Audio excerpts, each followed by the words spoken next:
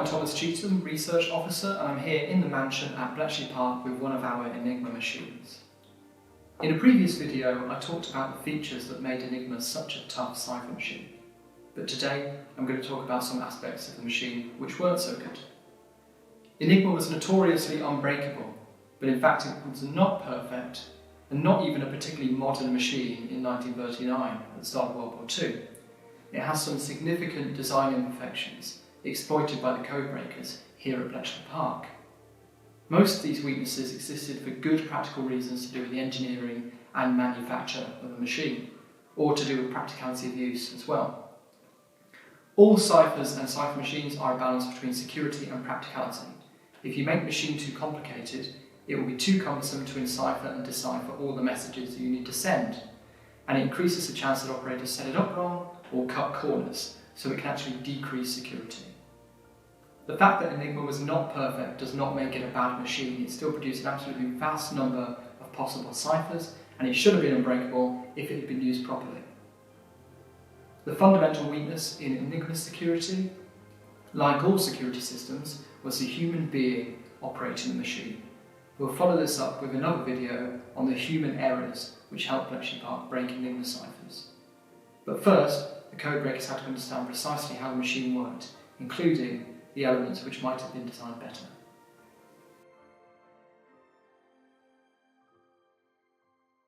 Our first component is one of the most basic in the machine. It's called the entry wheel, and it connects current from the keyboard to the first rotor, and it also connects returning current to the lamp board, so you see which letter you're enciphering. Technically, the entry wheel doesn't contribute to the encipherment because it can't be changed as part of your daily setup of the machine, which is your cipher key. But it's still a component you need to understand if you're going to break messages. This was a problem for the British because they didn't know how the entry wheel was actually wired up. If you have a component like the entry wheel in your cipher machine, this is an opportunity to make things harder for anyone trying to break the cipher. It's another piece of information they have to discover, either by capturing a machine or its blueprints or deducing it somehow, working out mathematically perhaps. This sort of security through obscurity, you might call it, is not something you want to rely on, but it doesn't hurt. The Germans had an opportunity here to wire the keyboard to the entry wheel in a completely unpredictable way, and in practice this may have made a big contribution to the security of the machine. Now, the British had full knowledge of the design of the original commercial versions of Enigma which preceded the German military version in the 1920s, and in these versions there was a letter substitution in the entry wheel. The BP normally referred to this as the diagonal. So the diagonal in use was that letters mapped to the entry wheel in keyboard order. So the first letter on the keyboard, Q, went to the A connector on the entry wheel, W, the next letter, went to the B position, and so on. The British knew the Germans had changed this for their military machine, but they didn't know what they changed it to. When Polish codebreaker Marian Rejewski was working on the very first breaks into Enigma in the early 1930s, he ran into problems because of the entry wheel. He again doesn't have this information. He had some cipher keys acquired by the French through espionage, and he'd used these to come up with a way to analyse the positions of the rotors in the machine. What he didn't know was the internal wiring of the rotors. He knew he had to work this out himself mathematically, and he had to factor out the effect of the entry wheel. His initial calculations assumed the entry wheel was wired up with the same keyboard mapping as on the commercial Enigma, but his calculations didn't work, and he realised that his assumption must be wrong. The entry wheel wiring must be different, but what could it be? The Germans could have used any random, unguessable substitution of letters. Any way of connecting these keys to the entry wheel would do, any order at all, as long as it's consistent between your different Enigma machines. The alternative was to make it something entirely predictable and guessable, like wire these keys to the entry wheel in alphabetical order with no substitution at all. So the A key connects to the A position, the B key connects to the B position, and so on. So what did the Germans do? Well, being logically minded Germans, of course they did. They went with the predictable option. They wired the keyboard to the entry wheel in alphabetical order. And Rejewski guesses this is how the connections are set up because it's a perfectly logical guess. It's something that he needed to test, and it turned out that he was absolutely correct. He managed to reconstruct the wiring of the rotors based on his calculations and eventually break Enigma without ever having access to the machine or ever being told how the wiring in the entry wheel was wired up. He just guessed it. The British, who are working on Enigma in the 1930s as well, never tested this possibility. They assumed the connections would be more complicated, and that assumption possibly cost them a break of German Enigma before World War II. They just didn't carry out the same tests that Rejewski did. If the entry wheel connections had been random and unguessable, Rejewski would have found it much harder, maybe impossible, to deduce the wiring of the rotors mathematically. Then the Polish might never have broken Enigma, and therefore they couldn't have shared their knowledge with the British in 1939, and they might not have broken the Cipher either, or certainly not until a lot later. So even though the entry wheel doesn't technically make the encipherment any more complex, it represented a big missed opportunity to add some practical security to the machine. The fact the design of this element could be guessed so easily was in the end a significant weakness.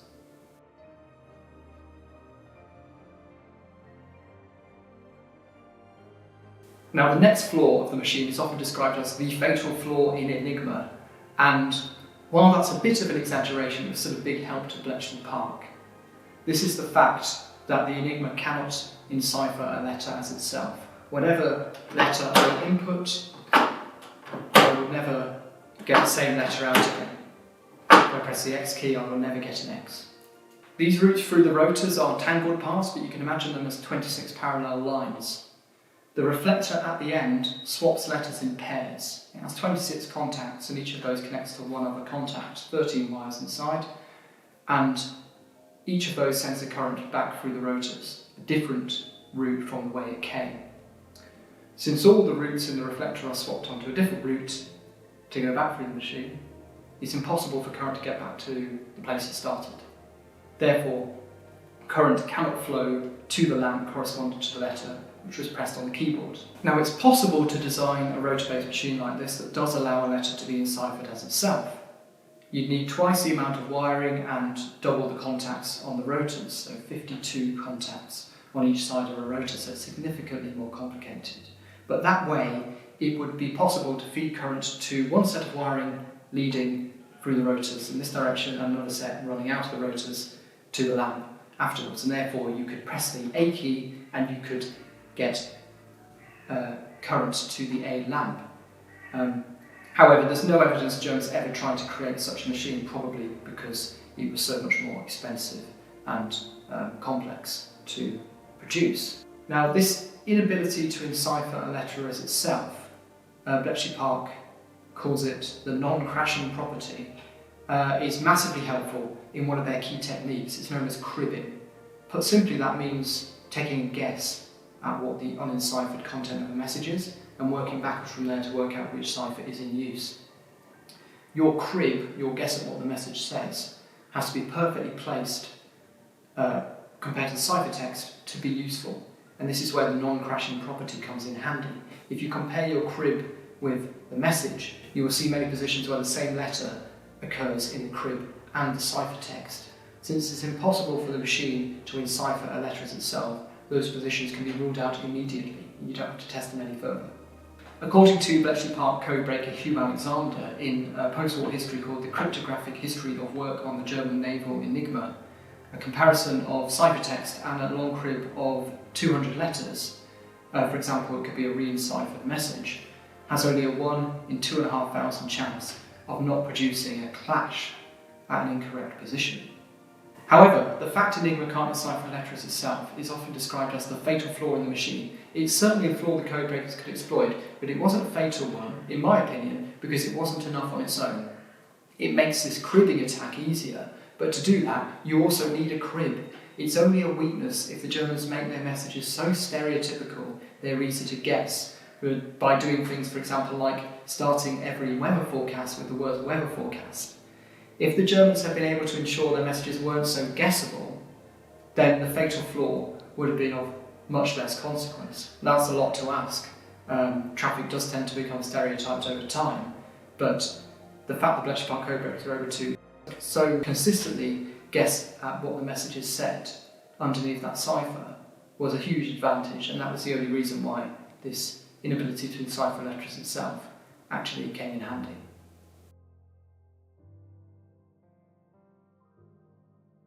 Ultimately, the effect of the reflector in the machine is to make Enigma reciprocal.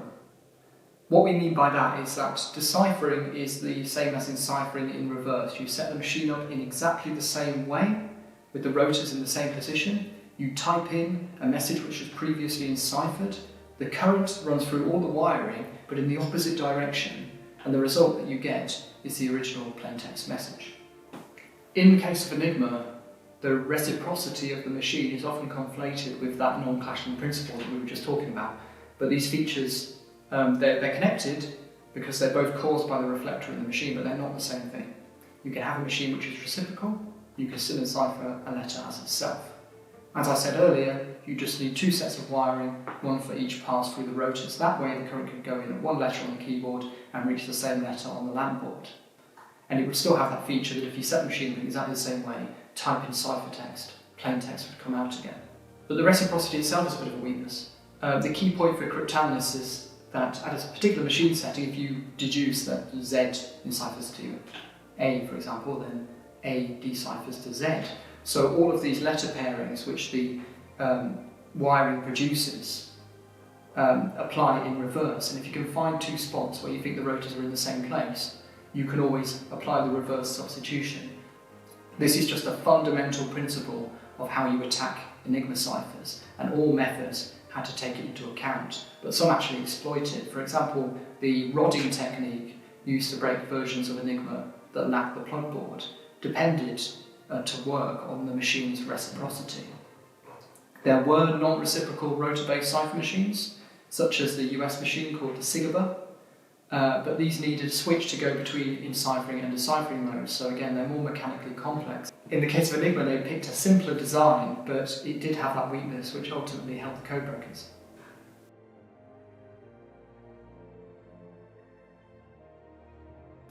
So the whole Enigma is reciprocal, but actually the plugboard on the front of the machine, that is also reciprocal in its own way.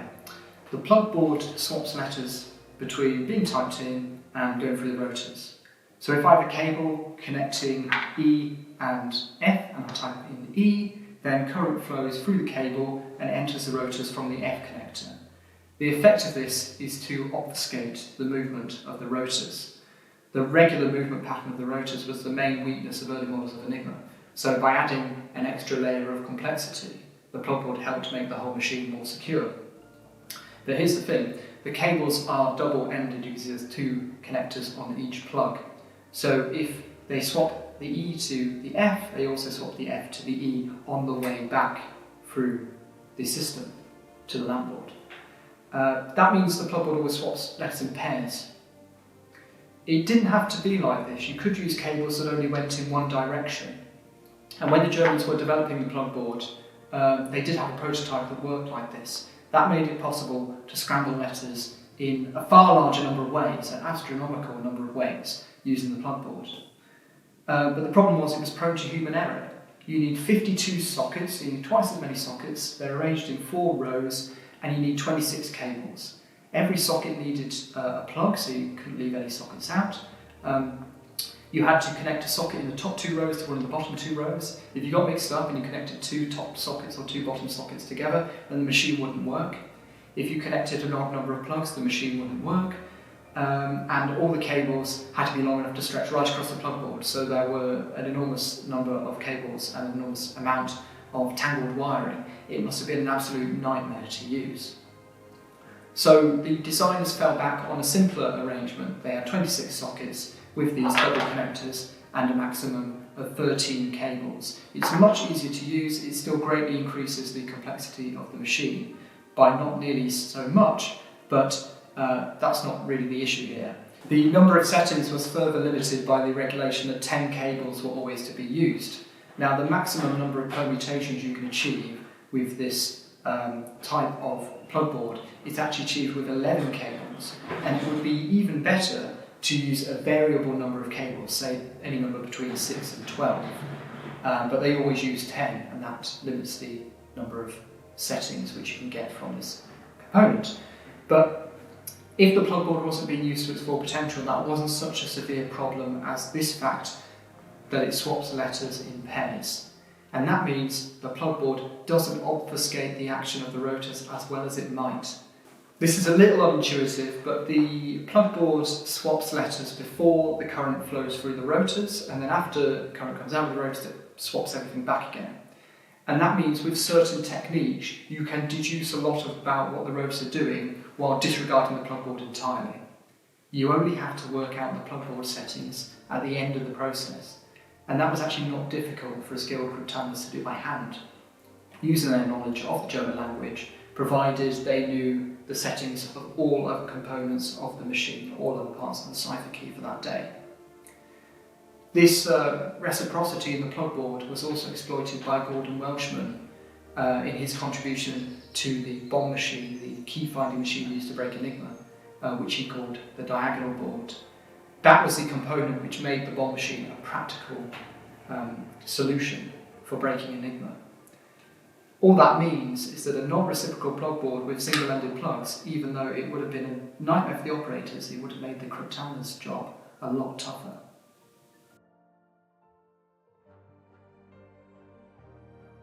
The final big weakness of the machine is to do with these rotor turnover notches.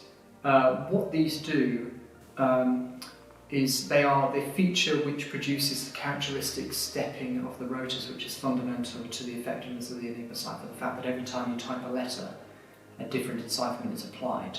The notches are on each ring of the rotors, and you can move these rings, and that allows the user to offset the internal wiring of the rotor compared to whatever's showing in the numbers and letters around the rotor, what shows in the little windows on the machine. The ring setting is essential to making the messaging procedure secure. It means you can share information about the start position of the rotors for a particular message by sending what's called an indicator before your message. The indicator has two parts. One is enciphered, one is unenciphered. So if you receive a message and you have your Enigma set up in the right way according to the daily key, you can use the unenciphered part of the indicator to decrypt the enciphered part, which reveals how to set your rotors to decrypt the rest of the message. For an attacker who doesn't know the ring setting, it's impossible to do that. However, there is still some information which an attacker can deduce from the indicator because the rotor ring carries a notch which allows the rotors to move. This always happens when the same letters are showing in the windows. BP cryptanalysts came up with an aide-memoire for this: Royal flags wave kings above. So rotor 1 always produces a turnover when the letter R is shown in the window. Rotor 2 turns over at the letter F, and so on. This is a classic example of a feature designed to add complexity, actually making a cipher weaker by giving an attacker, in this case, a way to differentiate between the different rotors. That's the basis for several crucial Enigma breaking techniques, including Sillies and Vampirismus, which we'll talk about in another video.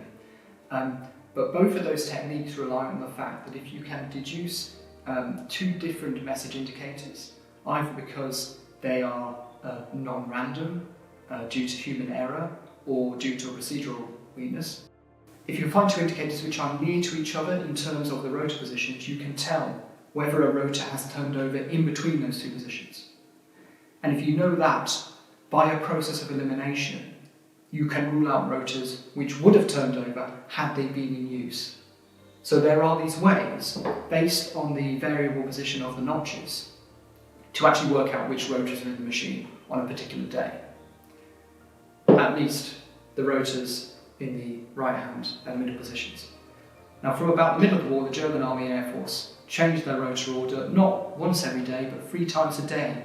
But this actually helps Bletchley Park because they use the same 3 rotors, but they cycle them around. So if you have the order 1, 2, 3, it becomes 3, 1, 2, and then later in the day it becomes 2, 3, 1.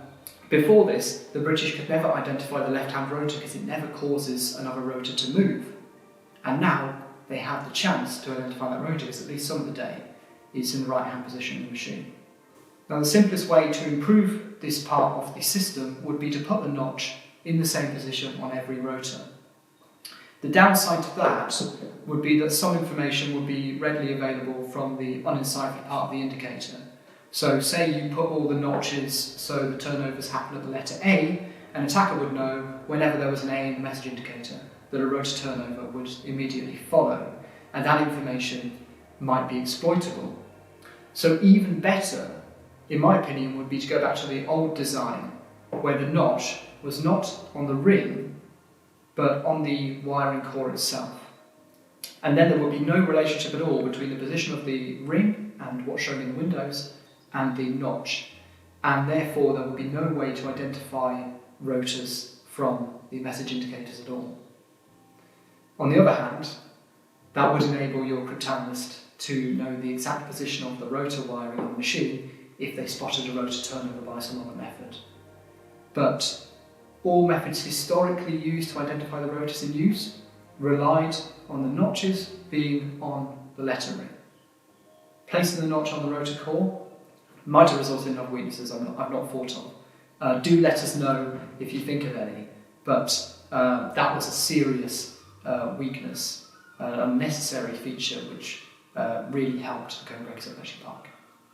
That's it for now. In a future video we're going to talk about some of the human errors which the German operators made, which made Bletchley Park's code-breaking feeds possible, but we hope you enjoyed this video. Bye for now.